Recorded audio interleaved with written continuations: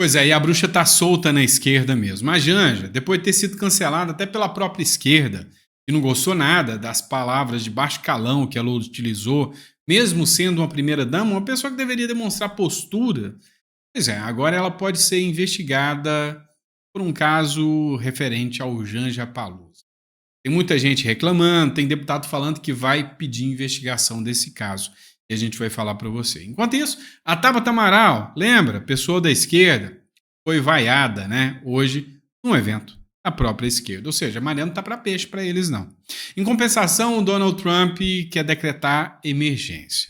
Seria uma espécie de um GLO. Ou seja, o Trump está com maioria da Câmara, está com maioria do Senado. Entrar já com uma decretação de estado de emergência, meu irmão, eu acho que o cara está querendo entrar para fazer um limpa contra a esquerda. O que pode acontecer a partir disso, hein? Nós vamos acompanhar tudo isso, não vamos? É óbvio que vai. Então, não deixa de se inscrever no canal. Se você puder aí, considere se inscrever nesse canal para dar uma força para a gente. Prepara com tanto carinho, né, esse conteúdo para vocês. Não esqueça também que o nosso conteúdo Segredos Milionários dos Leilões está disponível para você poder fazer o download, né, para você ficar rico com leilões, ganhar muito dinheiro com imóveis, aprender como que funciona. Mas bora lá, bora começar de matéria. Vamos falar da Janja, é óbvio. Vexame mundial, né? Xingamento de Janja a Elon Musk no G20 repercute na imprensa mundial. Ora. O Lula não gostou nada disso. Não gostou não, porque colocou o Lula bem na mira do Donald Trump e do Elon Musk. O Vinícius Carrion escreveu o seguinte: vexame mundial. De acordo com a reportagem, os veículos de comunicação da mídia internacional que estão repercutindo essa vergonha são a BBC, Bild, a Bloomberg, La Nation. Obviamente que a informação vai se alastrando de forma exponencial. Certamente, vários outros já estão repercutindo. Eu lembro, muito tempo atrás, 2023, o UOL, fazendo uma matéria, um jornalista aí, militante, Sakamoto, falando, olha só, o pessoal do Itamaraty, os diplomatas do Itamaraty sabotaram o governo Bolsonaro, porque se o governo Bolsonaro falasse com outros líderes, ele passaria vergonha no Brasil.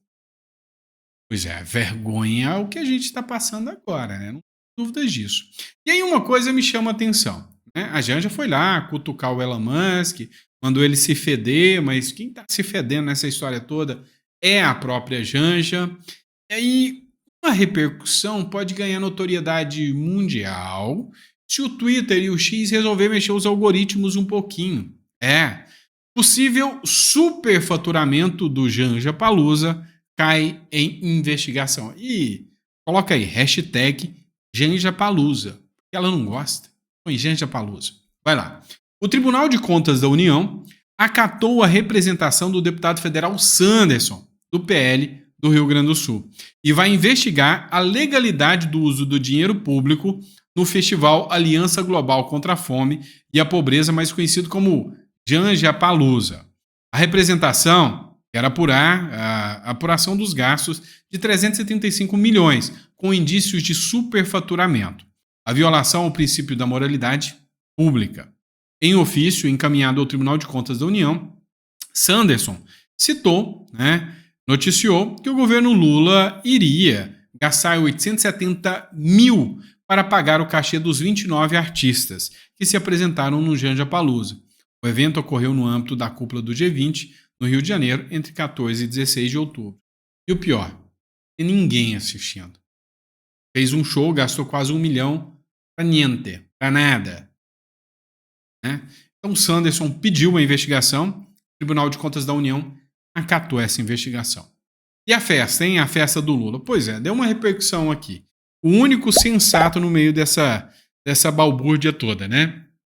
Lula sorri em fotografias com líderes estrangeiros no G20. Mas o registro com Milei é formal e sério. Bem, Milei mal olhou na cara do Lula, cá entre nós, né? 8 sorrisos e um Milei. O presidente Lula recebeu e cumprimentou na manhã dessa segunda-feira os líderes estrangeiros que participaram da cúpula do G20 no Rio, ao lado da primeira-dama Rosângela da Silva, a Janja, né? A solenidade teve um grande momento de desconforto durante a chegada do presidente argentino ultraliberal Javier Milei. O aperto de mão entre os dois foi frio e totalmente formal, e não houve descontração como com os outros líderes, incluindo conservadores, como a italiana Giorgia Meloni. Pois é, a Giorgia Meloni foi tranquila, foi formal. Cara, a cara do Milei pro Lula, meu irmão, foi impagável, né? Milei foi tão esperto que ele chegou com as pastas de documento, ele abraçou os documentos assim para que ninguém tirasse dele. Por que será? Eu não sei. Mas ele segurou os documentos assim. E não teve tempo nem de abraçar o Lula. Por que será, hein? Vamos lá. Já a Meloni, ela também foi, assim, tão chegada no Lula não, né? A expressão de Meloni ao lado do Lula em foto oficial do G20 vira meme. Era como se ela estivesse pedindo socorro, né? Como se ela estivesse pedindo socorro em relação ao Lula, né? Para sair de perto do Lula. Pois é, situação nada boa para o Lula. Tá, cá entre nós, entre os conservadores e os democráticos, até foram, vamos dizer assim, educados com o Lula. Mas que gostam do Lula, é a turma que o Lula queria que tivesse ali, era o Maduro, era o Ortega, era essa turma que o Lula queria ali, não tenha dúvidas. E aí você fala, Sandro, mas você pega pesado com o Lula, você realmente não gosta do governo Lula? Não gosto. Não gosto por vários motivos. Questões econômicas, né? Minha pauta principal é a pauta econômica. E aí eu comungo do pensamento da maioria dos economistas que não assinaram a tal da Carta pela Democracia. Piora da expectativa na economia está próxima de virar um fato consumado, ou seja, a economia já está indo para o buraco, diz Mendonça de Barros. O economista José Roberto Mendonça de Barros está preocupado com os rumos da economia sobre o governo Lula. Ora, quem imaginaria, né? Em entrevista ao Estadão, o sócio fundador da consultoria MB Associados afirma que a inflação entrou no radar de novo e aponta que a piora das expectativas na economia está próxima de virar um fato consumado. Para Mendonça de Barros, causa surpresa que o governo ainda tenha dúvidas sobre a necessidade de implementar um forte ajuste fiscal. Ele também alerta que a eleição de Donald Trump nos Estados Unidos não será boa para países emergentes como o Brasil, o que isso tornou o cenário externo muito mais desafiador. Ou seja, a situação não está nada boa. Então, para você brasileiro, toma cuidado com a questão econômica, sem gastos desenfreados, tenha um plano B, se possível, tenha uma conta em dólar, isso é muito importante para você, preferencialmente não vinculada ao seu CPF, tá? Talvez o CNPJ de uma empresa offshore, se você tem condição, é o melhor caminho que você pode fazer. Vamos lá. Quanto a Janja ainda, né, o Francisco Cardoso ele resolveu fazer uma crítica, né? A primeira-dama conseguiu numa tacada só encerrar a polêmica PEC do 6x1. Todo mundo só está falando da Janja. A PEC do 6x1 morreu, acabou. Enterrou a narrativa do terror, do homem-bomba lá, né? Falou que é um bestão de fogos de artifício. Acabou com a recrudência da narrativa de controle das redes sociais. Pois é, veio e falou, olha só, o Alexandre de Moraes é um aliado nosso para censurar as redes sociais. Colocou um alvo de neon na testa do Lula para o Musk e o Trump. E por fim, flopou o G20. Olha só quanto poder ela tem, né? Então, continua. A gente tem que levantar a hashtag FalaJanja, né? Vai fundo, Janja, continua falando que isso é importante. Ó, isso aqui não é propaganda não, viu? É o que estava disponível lá para a imprensa. É, cerveja também. O governo Lula, cara, é insano. Os jornalistas tinham Pepsi, cerveja, Coca para poder beber. Então, assim, num evento como esse, que imagem que o Brasil passa dando cerveja e distribuindo cerveja para jornalista? Ah, não, para. No centro de imprensa do G20, no Rio de Janeiro, não há internet, nem transmissão ao vivo da cúpula. Por outro lado, a organização disponibilizou cerveja liberada para os profissionais de mídia que trabalham na cobertura. Pois é, não liberou a internet, eles reclamaram que não tinha lugar ao certo, mas a cervejinha faltou a picanha, né? Faltou a picanha para a turma. Ah, pelo amor de Deus, né? Depois dizem que era o Bolsonaro que envergonha o Brasil, né? Tem mais. Despesas com funcionalismo público no governo Lula são as maiores desde 2008. Em outubro, havia 1,2 milhões de servidores. Desses, 47,1% estavam na ativa, 32,9% eram aposentados e o restante estava vinculado a institutos de pensão. Era isso que estava acontecendo, literalmente. Agora, lá em 2008, era recorde de despesa. Lá em 2008, foi recorde de desperdício de vacina. Lá em 2008, foi recorde de gasto público. E agora, quem volta para fazer a mesma coisa? O Lula. É a mesma coisa de você acreditar que um caranguejo vai parar de andar para trás, né, ou de lado. Né? É brincadeira. É sacanagem até com o povo brasileiro. Né? Não tenho dúvidas sobre isso. Mas, enfim, a oposição pediu esclarecimento sobre os pagamentos do governo também à TV Globo. Né? No momento em que o Brasil precisa cortar gastos, no momento em que o Brasil passa por dificuldades, a Globo, né, recebeu a pequena bagatela, pouquinho, 177,2 milhões de reais só em publicidade para o governo Lula. Este governo está preocupado com os pobres? Aí vai fazer um evento social gastando 32 milhões para completar os 200 aqui, pela pobreza, combate à pobreza. Gente, a gente tem que largar de ser otário. Não tem que largar de ser besta. Né? Como diz o Caneta Azul, vou largar de ser besta. Né? Vou largar de ser trouxa. Poxa, para, ainda tem gente que defende. Ah, não, isso é insano o pessoal defender uma coisa dessa. Por outro lado, a Tabata Amaral não saiu muito bem, não. Né? A Tabata Amaral é xingada durante protesto à escala 6x1 em São Paulo. Defende as trabalhadoras aonde?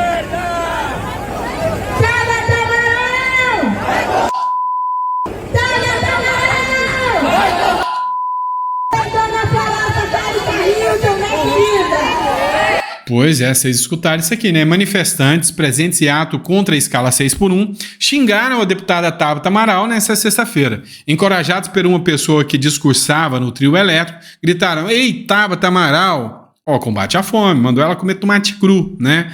Vai tomate cru. A manifestação foi realizada na Avenida Paulista, em São Paulo.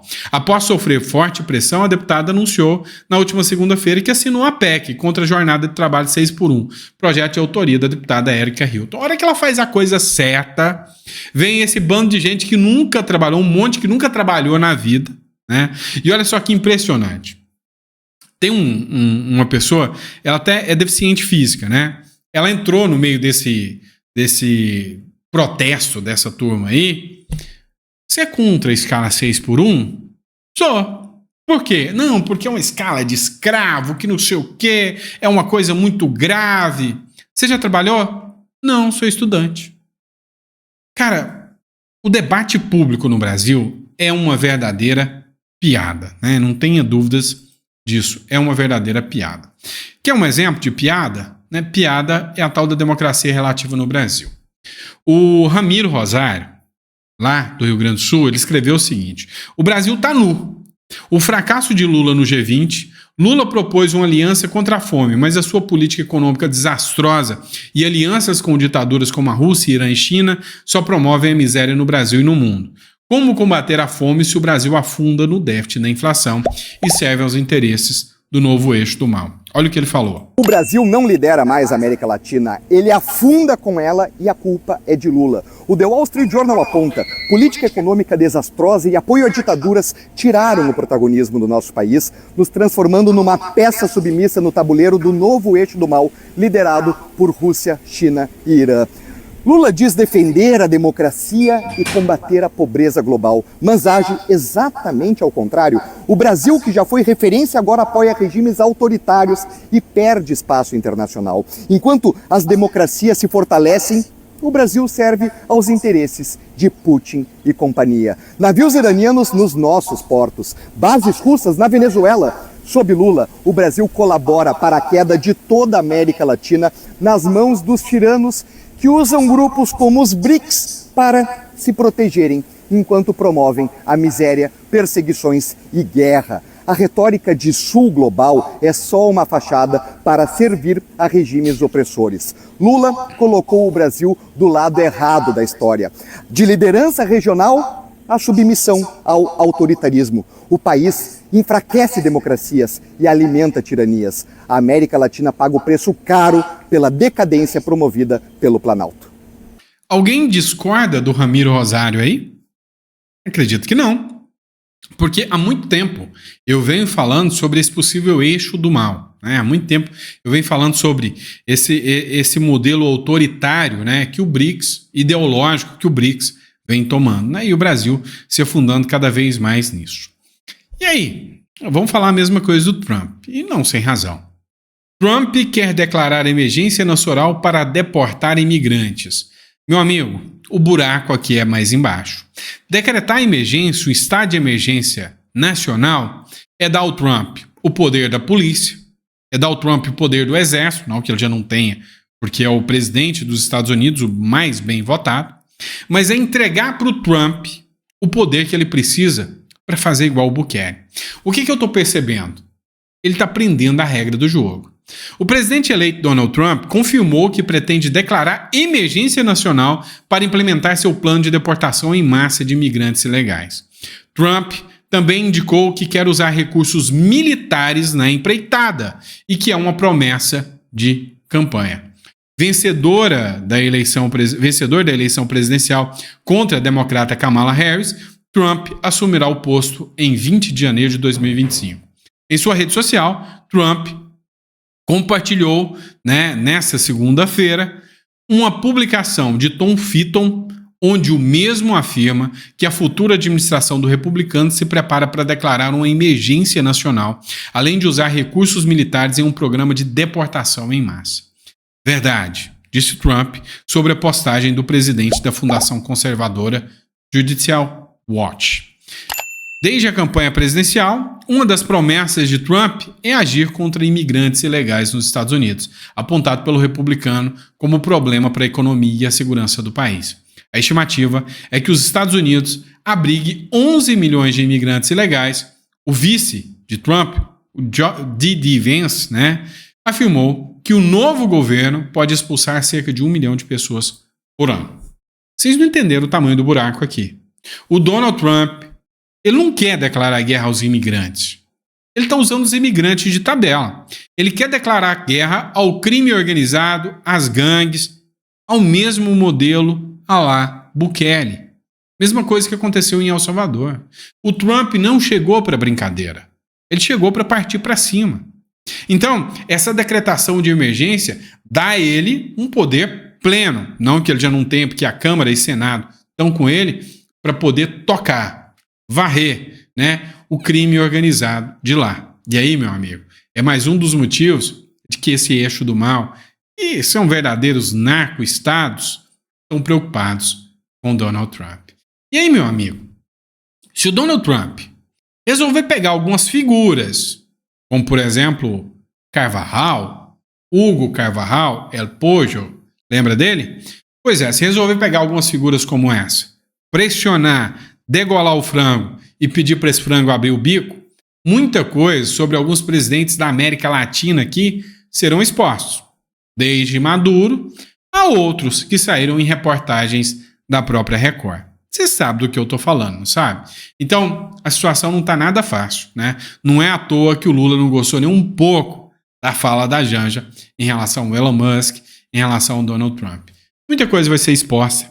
Se o eixo do crime organizado for pego, crime organizado de imigrantes ainda, for pego, essa turma que leva o narcotráfico para dentro dos Estados Unidos, for pego, muitos vão abrir o bico, como aconteceu com o El Pollo, que é o Hugo Carvajal, que denunciou que financiou vários partidos de esquerda aqui na América Latina, dentre os quais, você sabe, do qual eu estou falando, até a Carla Zambelli entrou com ação, para que isso fosse averiguado. Pois é, a gente está esperando para ver o Trump entrar. Eu já comprei pipoca, eu já estou preparado, eu quero assistir. Vai ser um remédio amargo, tá? Não pense que vai ser bom ou não. Economicamente falando, e aqui eu estou falando economicamente, não vai ser bom para o Brasil. O Brasil já está começando a amargar uma inflação. Com o Trump no poder, a inflação vai bater ainda mais, mas é um remédio amargo que é bem provável que faça até a esquerda sair do poder aqui no Brasil, tá bom? É isso, pessoal. Se você ficou até o final, coloca no comentário. Eu fiquei até o final, gostei do conteúdo, quero continuar assistindo o conteúdo aqui. Se tem críticas, vai ser muito bem-vindo. Pode colocar no comentário aqui suas críticas. Afinal, a gente está aqui para ajudar ao máximo vocês, tá bom? E se você tem o interesse de aprender como comprar leilões de imóveis e ganhar muito dinheiro, você consegue até 50%, 60% de desconto. Já imaginou comprar um apartamento de 300 mil reais por 160, 150? É possível. E aqui esse livro tem até a lista dos leilões para você fazer isso. Tá fácil. Tá fácil. E aí tem também a mentoria que vai estar disponível para vocês, tá bom? Então vocês vão poder entrar em contato aqui. E aí também, se você está um pouco assustado com tudo que está acontecendo no Brasil, eu vou deixar aqui na descrição o link para você falar com a gente sobre assessoria no Uruguai, tá? Sobre a residência uruguaia. Vale a pena, é uma garantia, curso de medicina de graça no Uruguai, país seguro, um plano B, você não precisa morar lá, enfim, tem muita coisa importante. Entre em contato e a gente vai prestar um bom serviço para você, tá bom? Abraço, fica com Deus e até o próximo editorial.